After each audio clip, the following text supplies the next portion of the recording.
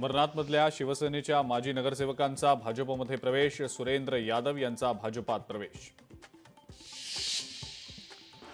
सिंधुदुर्गात निवडणुकास भाजप स्वबळावर लढणार, भाजपचे नेते मनीष दळवी यांचं वक्तव्य। मनीष दळवींच्या वक्तव्यामुळे शिवसेना आणि भाजपमधला संघर्ष वाढण्याची शक्यता।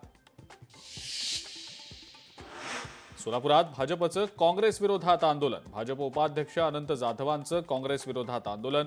खासदार प्रणिती शिंदेंच्या प्रतिमेला कमळाचं फूल दाखवत केलं आंदोलन। नवी मुंबईमध्ये नागरिकांच्या समस्यांसाठी मनसेचा मोर्चा, तुर्भे वॉर्ड ऑफिसवर बोंब मारो आंदोलन। मनसेचे नेते गजानन काळेंसह पदाधिकारी मोर्चात सहभागी।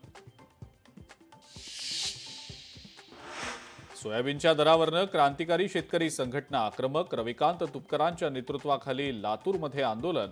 सोयाबीनला प्रति क्विंटल 8,500 रुपयांचा दर देण्याची केली मागणी। अमरावतीमध्ये पाणी पुरवठा करणाऱ्या कर्मचाऱ्यांचा ठिय्या, 18 कोटी रुपये थकवल्यानं कंत्राटदार आणि मजूर आक्रमक, पाणी पुरवठा बंद करण्याचा दिला इशारा। पुण्यामध्ये भटक्या समाजाचं आंदोलन, भटक्या समाजाला एसटी प्रवर्गातनं आरक्षण देण्याची मागणी। पुणे जिल्हाधिकारी कार्यालयावर काढला मोर्चा।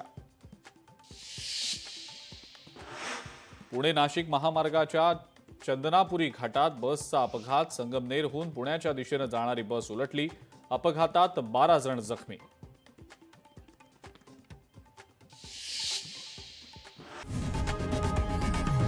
लोकशाही मराठी ऐका, पहा, जागरूक रहा।